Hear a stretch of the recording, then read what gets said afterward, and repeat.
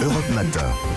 Dimitri Pavlenko. L'innovation à présent. Bonjour Anissa Mbida. Bonjour Dimitri, bonjour à tous. Alors la loi interdit les vols intérieurs lorsqu'un TGV peut faire le même trajet en moins de 2h30, mais le transport aérien n'a peut-être pas dit son dernier mot. Il pourrait même se relancer grâce à un revenant, le dirigeable. Oui, c'est retour vers le futur. Vous vous souvenez peut-être de ces images terribles, l'atterrissage en flammes du Zeppelin Hindenburg en 1937.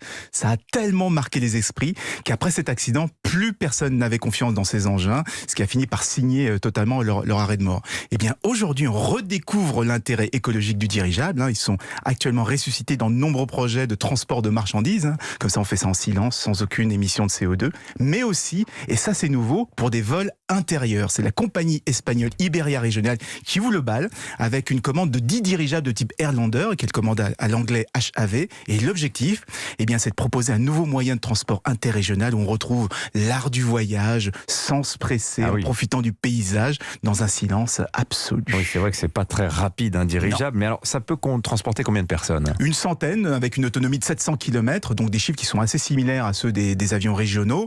Mais comme c'est un dirigeable, c'est d'une carlingue qui est énorme, qui fait la taille d'un terrain de foot, je ne sais pas si vous imaginez, et pourtant il consomme presque rien.